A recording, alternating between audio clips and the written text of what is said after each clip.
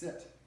This is Zoey, and Zoey gets very excited for a walk, and being a Rott, she is one big muscle. And her guardians have difficulty controlling her on the walk. I spend a lot of time, you're going to see a prong collar attached to her leash. I've explained to her guardians why we don't like to use prong collars. But a lot of our, the dog misbehaves on a walk because they're so excited and we continue walking with them. Dogs' state of mind is crucial to this. And a lot of us don't realize that anything our dog is doing when we pet it is what we're reinforcing. This can include excitement. So each time your dog's excited and you pet it, you might make it a fifth of a percentage point more excited. Well, at the end of the day, that's probably 1% more excited. End of week, that's 7. End of a month, very quickly people make their dog 100, 200% more excited just by simply petting them. You can also pet a dog when it's fearful and make it more fearful. So if your dog is nervous, you want a little tip before we get into this tip about loose leash training, is you can touch your dog and let you know I'm here with you without amplifying or reinforcing it.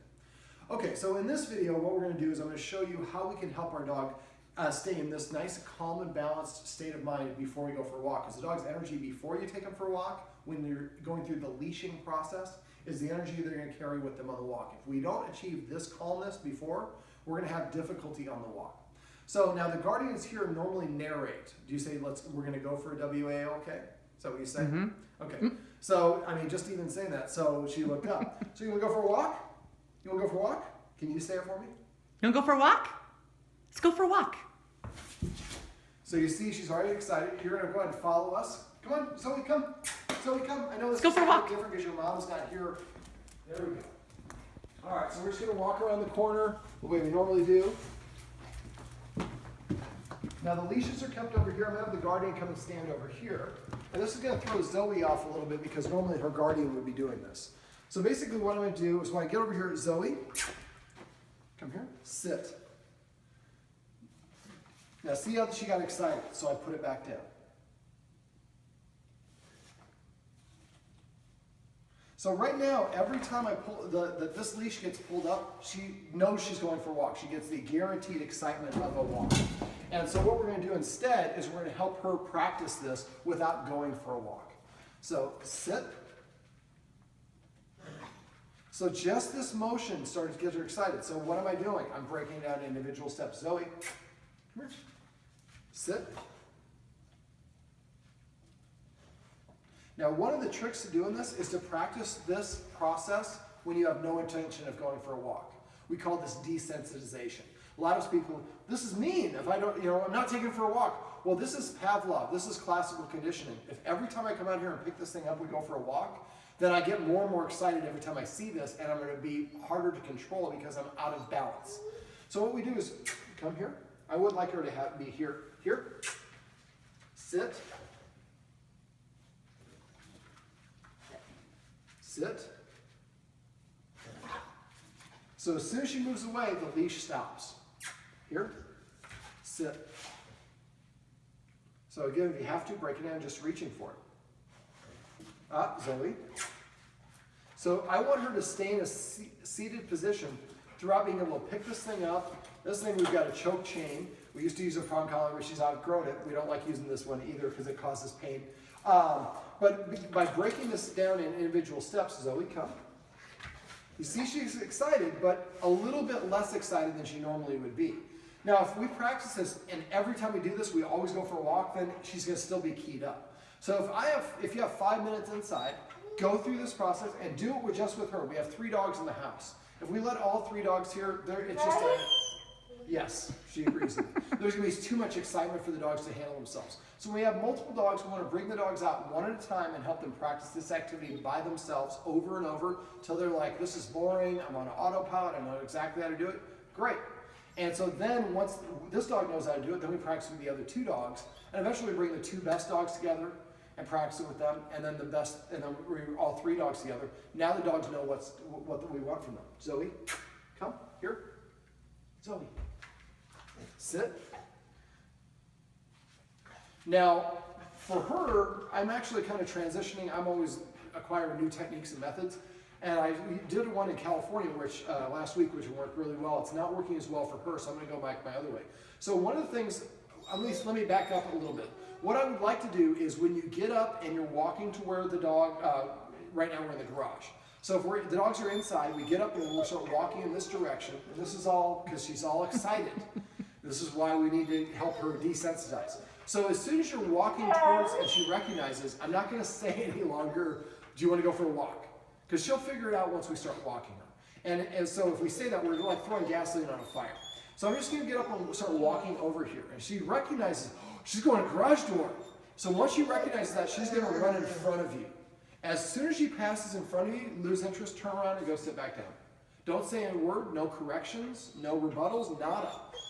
And we just need to have good timing. So as soon as she crosses in front of us, we turn and walk away. She wouldn't even realize it. She'll be in here like, are we going? Where'd she go?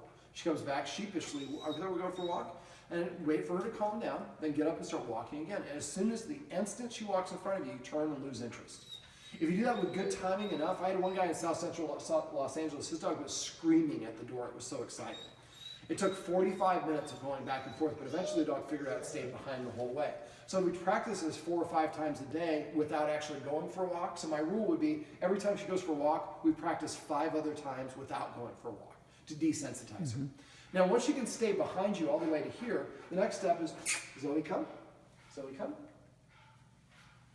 Do I have to motivate you a little bit? Yes, I do. Come. Here we go. Sit. So as soon as she gets up and moves away, this is my old way of doing it, I would get up and I would walk inside. Leave the garage door, this garage door open, and no rebuttal. So as soon as she gets up, so she should be staying seated here, not there. She's already trying to be in front of me on the walk. She was going to get out the door first. So again, you sit here, I give the command 1 time. If you get up and move there, I lose interest, I go in the house. And this is why it's beneficial if we do it at times where we're not going to walk, because we weren't going to walk anyway. So when we were actually going to walk our dog, we get frustrated when the dog doesn't cooperate with us. We're like, I only have 20 minutes. I got to do this. I got to do some other stuff. And then we get frustrated. Well, if we practice it at times where we're not going to go for a walk anyways, when she does this and we just stop, she's like, oh my God, I ruined it because I did the wrong thing. We're not going for a walk now. And that's kind of a little bit of it. But eventually she also gets desensitized and less excited about it because, oh, this is another drill. I'm tired of these drills. And eventually she just stays completely relaxed the whole time. The dog's energy in the house before you go for a walk is what it's going to carry through the walk. So not taking care of this step is probably one of the most common mistakes people have when they have a dog that's unruly on a leash. Now, once I actually get the dog on a leash, and the dog should stay seated here as I put the leash on, and then I walk to the door, and I would have her, she's on your left normally, so I would kind of be over here, tell her to sit here, and then you want to basically play around with the door. See that sound made her want to go there. So then I would just drop the leash and leave the house, or leave the area. Now again, dragging around a leash unsupervised is dangerous, so we don't want to leave her for too long. But if we take the whole thing off, it's a little bit cumbersome. But so we want to understand that when I get over here in this position, my job is to stay here. If anything, I deviate from that in any capacity, the walk is not happening. So by practicing and stopping with good timing, every time the dog starts getting in the wrong position or gets too excited, eventually the dog stays calm and balanced. You see this energy, she's breathing a little heavy, but she's not whining and whimpering as much as she was before. After you practice enough, within a week or so, you'll get that energy, but right here, as you're applying the leash. Now, a couple other little tips and tricks for the walk. So one of the things the Guardian's been doing is making her sit on a walk, which is great. But she doesn't perform well when we're sitting when there are other people around. So if you don't do this at home, what I do is I take no more than 5 steps, and I do something called the long walk before I go for a real walk. And again, another tip that I went over inside, she likes to play fetch. She loves to play fetch. So her guardian should take her in the backyard and play fetch for 15 minutes or about 10, 15 minutes. Bring her inside, let her stop, relax so she's like this and she's not breathing with an open mouth. Then go out here and do this, and we've already practiced this, so she knows to keep this calm energy. She doesn't have as much extra energy when she goes for the walk. And then as we're going out, as I walk out the door, I take no more than 5 steps. So I tell her to stop, sit, give her a treat and say the word sit. Take another up to 5 steps. So sometimes I take 1 step, sometimes I say 5, sometimes I say 4, 1, 3. She never knows. But so after a while, and you're only going from here to the corner, pretty much on the corner, or is it that way, whichever direction it is. So as we go up toward the corner, that might take us 15 minutes to go to the corner and then 15 minutes to come back, even though it's like one house, because we're doing so many sits. But the whole point of this is helping her practice this while we're walking. Now, when we actually have another dog around, that's going to be difficult. This is why, like I showed the guardian how to teach your dog to stay off camera. We do that for the 3Ds. First for duration, then for distance, then for distraction. Well, teaching the dog to behave amongst distraction is something we need to practice as well. So we might arrange to have a neighbor with another dog that is way at the end of the walk. And so you're on the phone with your Bluetooth and you're talking to them and you're just like, okay, go ahead and come around the tree. And as soon as they come around the tree, your dog starts panting and breathing heavy, the ears come forward. She has a dock tail. The tail goes up, the hackles go up, the chest goes up. Those are all signs like I'm warning that other dog. Well, if we can recognize and read our dog's body language, and as soon as she gives the first sign, which is usually a stare, we tell her we stop and tell her to sit, and we tell the other person to stop or make the person go away. So what she's trying to do is she's trying to, I think, protect her guardian, and she doesn't have practice this. So if we have a neighbor with a neighbor dog and we can control them because they listen to us and we have the earpiece in, then as soon as she stares, we stop, put her in a sit, and then we tell the person, okay, go away. And then they go around the corner, she can't see him anymore. And then we take have them come back out, and we take another step towards them. And as soon as she starts staring again, we can give her the focus. I also want to have a focus command. But the idea is we want to break in, keeping her from escalating too much. So the second she starts to escalate, we stop, put her in a sit. So what she learns is, as soon as I get excited, as soon as I start staring, as soon as I do anything, we stop. And I have to develop more self-control. Now, sometimes dogs do this because they're so excited they want to play with the other dog. Sometimes they do it because they want to be possessive or protective. And the interactions for this would be a little bit different for either one of those. So for this, we might want to teach her that it's okay to approach another dog. We're going to do it very staggered. Running straight up to another dog is very confrontational. When dogs approach, they kind of do it in curved lines. And so if we let her just run or take us right up to another dog, that can make the other dog defensive. So maybe if we are going to approach the other dog, this might take 5 or 10 or 15 setups where we set up the scenario, our neighbor's there, and as soon as she pulls on the leash, we kind of just stop and turn around. I'm going to actually, I hate using these things, but since it's already Use the black and pink one. The black and pink one with the, yeah, that one. That's her other one. Okay. Well, then I'm going to show you one other little technique that we do. And this is a stop and turn command.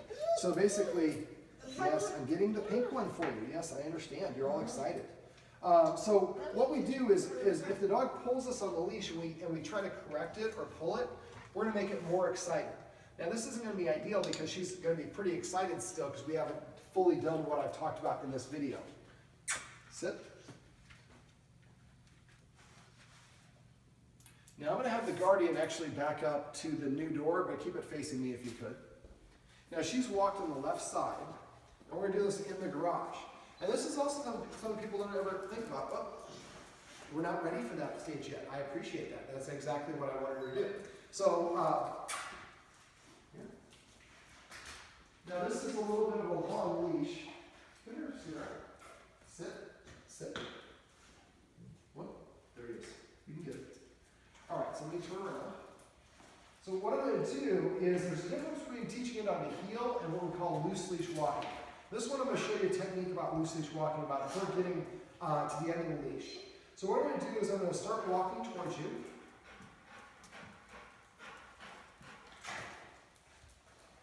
I wasn't ready. Come. So now I'm going to walk this way a little bit. Come. So as soon as the leash gets taut, I stop. Now, my staff and I do this a little bit differently. I stop and I wait. At first, initially, for the dog to come back, I'm going to have a treat here. So walking. Come. Now, you saw at that time, it wasn't a hard pull. And what it actually teaches the dog is when I get to the end of the leash, I need to turn. That means my signal to turn around and come back to the human. And then I would usually put him in a sit. Now, teaching a dog to walk with a loose leash or a heel, there's a lot to it. I'm not going to go through this. This is already a really long video. But the idea is teaching the dog that pulling on the leash is not going to work. Now, the guardians were using a prong collar, and that causes pain.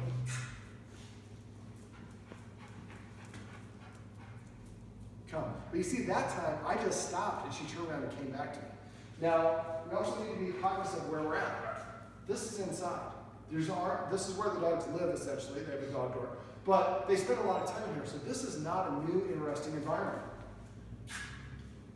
So practicing I talked to the guardian, we always want to practice in the easiest scenario possible. So if we're going to practice this technique, we're doing it in the garage, not when there is a possibility of a border collie appearing out of nowhere, or there's a skunk, or there's a squirrel, or any of the other things that are just the birds chirping and the smell of barbecue in the air is going to be a distractor for her.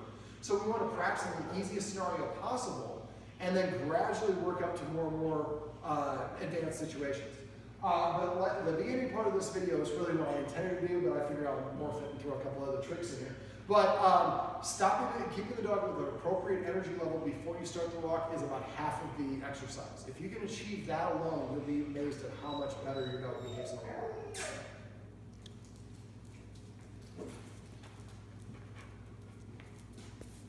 This is Zoey, and these are some tips and tricks you can use to keep your dog to walk on a loose leash.